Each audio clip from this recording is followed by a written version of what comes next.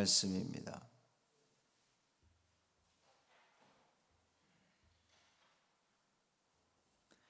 이사야 29장 5절부터 8절까지 말씀 함께 읽겠습니다. 그럴지라도 내 대적의 무리는 세미한 티끌 같겠고 강포한 자의 무리는 날려가는 겨 같으리니 그 일이 순식간에 갑자기 일어날 것이라. 만군의 여호와께서 우레와 지진과 큰 소리와 회오리 바람과 폭풍과 맹렬한 불꽃으로 그들을 징벌하실 것인즉 아리엘을 치는 열방의 무리 곧 아리엘과 그 요새를 쳐서 그를 곤고하게 하는 모든 자는 꿈같이 밤의 환상같이 되리니 줄인 자가 꿈에 먹었을지라도 깨면 그 속은 여전히 비고 목마른 자가 꿈에 마셨을지라도 깨면 곤비하며 그 속에 갈증이 있는 것 같이 시온산을 치는 열방의 무리가 그와 같으리라. 아멘. 이 말씀 하나님 말씀입니다. 오늘도 주님의 은총 아래 참 평강을 누리시는 복된 하루 되시기를 주님의 이름으로 축원합니다. 29장의 시작이 슬프다 아리엘이여 그랬죠. 이 슬프다 그랬지만 이제 28장에서 1절에서 보면 이것은 화 있을진저와 같은 단어를 쓰고 있다 그랬습니다. 예루살렘의 심판, 하나님께서 남유다를 심판하시는, 그리고 그 심판의 도구는 아수르를 통해서 심판하실 것을 예고하시는 건데, 어제 말씀은 그러했는데 오늘 이 본문은 갑자기 상황이 돌변한 그러한 그 모습입니다. 계속 이사야의 전체적인 그 틀이 그래 왔습니다. 하나님의 심판을 이야기함과 동시에 또 회복을 이야기하고 그것이 반복적으로 나타나고 있는데, 어제 슬프다 그랬지만 화 있을진저 아리엘이요 예루살렘의 심판을 선포했는데 오늘은 그 예루살렘을 포위한 채 이제 단숨에 이 예루살렘을 삼켜버릴 듯했던 그 열방의 무리 아수르 군대가 티끌처럼 겨처럼 흩날러 날아가 버릴 거라는 말씀, 또 예루살렘에 대한 그들의 계획도 밤의 꿈처럼 그냥 그렇게 허무하게 사라지고 말 것이다는 그런 말씀입니다. 이 같은 그 극적인 변화가 일어나게 된 이유가 어디 있냐면 하나님께서 개입하셨기 때문이에요. 하나님이 개입하셨기 때문에. 하나님은 예루살렘이 함락되기 직전에 이 시온산을 치려는 열방의 무리들을 징벌하실 겁니다. 심판을 위해서, 예루살렘의 심판을 위해서 보낸 자들을, 그 아수르를 하나님께서 또 심판하시겠다, 그런 말씀인 거죠. 예루살렘을 공격하는 이 대적의 무리, 또 강포한 자의 무리, 그들은 이제 세미한 티끌, 또 날려가는 겨, 이제 바람에 날려가는 겨로 묘사되고 있어요. 그것도 순식간에 갑자기 그렇게 이루어질 거라는 말씀입니다. 예루살렘을 이제 사면에 진을 치고 대를 이루어서 이 곧 함락시킬 것 같았던 그 강포한 자들, 아수르 그 무리들이 갑자기 순식간에 그 티끌처럼 바람에 날려가는 겨처럼 되는 이유는 하나님이 그들을 징벌하실 것이기 때문입니다. 6절 말씀 보면 만군의 여호와께서 그렇게 시작해서 그들을 징벌하실 것인지 이렇게 마무리하고 있어요. 만군의 여호와께서, 하나님께서 그들을 징벌하신다는 건데, 여기서 이 징벌하다는 뜻은 방문하다는 뜻을 가지고 있습니다. 하나님이 그들을 징벌하는데 하나님이 방문하신다는 거예요. 예루살렘이 아수르 군대에 의해 함락되려는 순간에 하나님께서 그 크고 아주 위험 있는 모습으로 그 아수르를 방문하신다는 겁니다. 그리고 그 기세를 꺾으셨다는 거예요.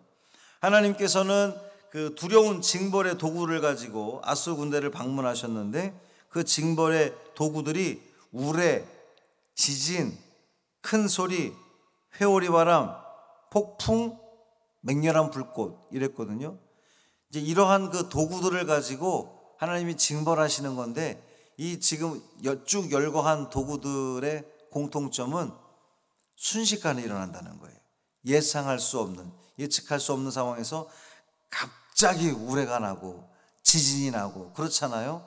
하나님께서 그렇게 임하신다는 겁니다. 이 성경에서 하나님이 이렇게 우레처럼 또 천둥처럼 또 폭풍처럼 갑자기 이렇게 나타나는 그 자연현상들을 하나님께서 나타나신 하나님의 임재로 표현한 것이 많이 있습니다. 그러니까 이와 같이 강하고 두려운 현상들과 함께 하나님께서 아수르 군대를 방문하신다는 것은 그 기세등등했던 아수르 군대가 한낱 티끌처럼 바람에 날려가는 겨처럼 그런 존재로 추락할 것이라는 그러한 말씀이에요. 하나님의 심판이 임할 거라는 그러한 의미입니다. 실제로 그 강력한 기세로 예루살렘을 포위했던 아수르 군대가 그냥 어느 날 밤에 갑자기 순식간에 전멸당하고 말았잖아요. 하나님께서 그들을 징벌하신 겁니다. 믿는 자들은 갑작스럽게 이루어지는 하나님의 그 은혜로운 방문을 기대합니다. 우리 믿는 성도들은 하나님의 방문을 기대해요. 우리 이제 방문이라고 표현했지만 하나님의 임재를 우리는 기대하잖아요. 하나님께서 우리 삶 가운데 찾아오셔서 친히 개입하시고 아주 세밀하게 역사하시길 우리는 기대를 하는데, 하나님을 믿지 않는 자들은 하나님의 방문이 달갑지 않습니다. 왜 그렇습니까? 믿는 자들에게 하나님의 방문, 하나님의 임재는 그것이 구원의 그런 그 징표가 되지만, 믿지 않는 자들에게 하나님의 방문은 심판을 의미하는 것이기 때문에 악한 자들에게는 그것이 심판이고, 또 우리 믿는 자들에게는 하나님의 방문이 은혜로 다가오는 거죠. 절망적이고 불가능했던 그 모든 상황들이 아하, 하나님께서 극복하게 해주시겠구나, 하나님께서 이기게 해주시겠구나, 하나님 날 도와서 승리케 하시겠구나 라고 하는 기대를 갖게 하는 것이 하나님의 방문이라는 겁니다. 아리엘 예루살렘, 그 예루살렘을 치는 열방의 무리는 예루살렘과 그 요새를 함락시켜서 자신의 것으로 만들려고 하는 그런 계획을 가지고 있었습니다. 그리고 그들은 충분히 그렇게 할 수 있을 거라고 생각했어요. 당시에 떠오르는 신흥 강국이었던 아수르에게 예루살렘은 너무도 그 우스운 존재죠. 저희 중국이나 이 러시아의 입장에서 보면 지금은 그렇지 않지만 대한민국이 너무나 그 작고 약한 그런 존재였던 것처럼 아수르가 볼 때 예루살렘은 더군다나 분열된 민족이었잖아요. 남과 북, 한국, 대한민국하고 너무 똑같아요. 남북이 북이스라엘 남유다 그 분열된 민족이었으니까 서로 하나 되지도 못하고 쳐들어가면은 서로 도와주지도 않고, 그러니까 얼마나 그 존재가 약해 보였겠습니까? 우스워 보였겠어요. 그래서 아수르는 딱 그들이 예루살렘을 포위하고 있다가 이 예루살렘을 집어삼키는 것이 너무도 쉬운 일이라고 그렇게 생각을 했습니다. 그러나 오늘 이사야 선지자는 분명히 이야기하기를 그들의 그와 같은 계획들은 밤의 꿈과 밤의 환상처럼 터무니없는 것으로 드러나게 될 겁니다. 꿈속에서 이제 이 배고픔을 해결하려고 오늘 본문에서 그렇게 표현했잖아요. 아무리 먹은들 꿈 깨고 나면 배부릅니까? 그렇지 않잖아요. 그냥 그저 꿈이었던 것 뿐이죠. 마찬가지로 그들의 악한 계획은 그저 헛된 일로 끝나버리고 말 겁니다. 실제로 이후의 역사를 보면 예루살렘을 집어삼키고자 했던 아수르의 모든 계획이나 꿈이 그저 계획들이 꿈과 환상에 불과했던 것을 보여줍니다. 예루살렘을 포위한 아수르 군대는 그것을 쉽게 삼킬 수 있을 거라고 생각을 했지만 오히려 자신들이 그냥 순식간에 멸망당하는 그 일을 당하고 마는 거예요. 그들의 꿈이 산산이 깨지고 마는 거죠. 출애굽 당시에도 그 일은 똑같이 일어났습니다. 바로가 이제 출애굽했던 이스라엘 백성들을 군사를 보내서 그들을 잡아오면 다시금 자기들의 종으로 쓸 수 있을 거라고 생각을 했지만 결국 그들은 다 그 홍해에 수장되어 버리고 마는 그러한 그 일을 겪고 말았죠. 하나님께서는 당신의 백성을 건지시는 그날에 악한 모든 대적들은 다 멸하신다는, 그들의 모든 계획들을 헛된 꿈으로 만들어 버리신다는 그런 말씀입니다.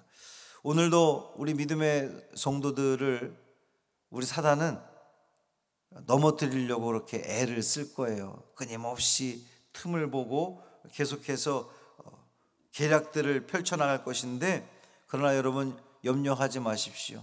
하나님이 개입하시면, 하나님이 방문하시면, 오늘 그런 표현을 썼는데, 하나님이 방문하시면 아무 문제가 없습니다. 하나님 방문하시면 그 모든 악한 대적들을 하나님께서 물리쳐 주실 것이고 우리에게 승리를 안겨다 주실 겁니다. 두려워하지 마시고 우리 삶 속에서 친히 깊숙이 하나님께서 개입해 주시기를 기도하시길 바랍니다. 하나님, 오늘 나의 삶 가운데에 세밀하게 도우시옵소서, 함께 하시옵소서, 나와 함께 하셔서 나를 인도하셔서 하나님께서 개입하실 때에 내 모든 삶들은 가장 아름답고 가장 적절한 것으로 완성되었습니다 고백되어지는 이 하루 되기를 주님의 이름으로 축원합니다.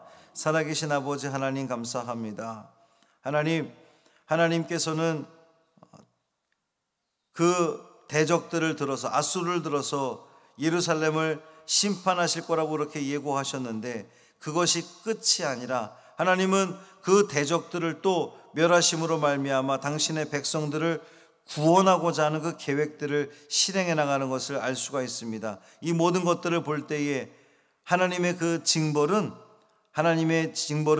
그들을 멸하시기 위함이 아니라 그들을 살리시기 위한, 그들을 회복시키시기 위한, 그들을 구원하기 위한 하나님의 계획인 것을 우리는 다시 한번 확인하게 됩니다. 그러니 주여 우리 삶 가운데 친히 방문하시옵소서, 임재하여 주옵소서, 찾아와 주시고 세밀하게 역사하시고 세밀하게 건드려 주시고 우리가 살아가는 그 모든 삶 가운데에 하나님께서 개입하여 주심으로 말미암아 가장 온전하게, 가장 적절하게, 우리에게 가장 알맞는 방법으로 역사하시는 그 하나님의 은혜를 누리게 하여 주옵소서. 한 달의 삶을 온전히 주님께 맡기기를 원하며 우리 주 예수 그리스도의 이름으로 축복하며 기도합니다. 아멘. 하늘에 계신 우리 아버지여, 이름이 거룩히 여김을 받으시오며 나라가 임하시오며 뜻이 하늘에서 이루어진 것 같이 땅에서도 이루어지이다. 오늘 우리에게 일용할 양식을 주시옵고 우리가 우리에게 죄 지은 자를 사하여 준 것 같이 우리 죄를 사하여 주시옵고 우리를 시험에 들게 하지 마시옵고 다만 악에서 구하시옵소서. 나라와 권세와 영광이 아버지께 영원히 있사옵나이다. 아멘.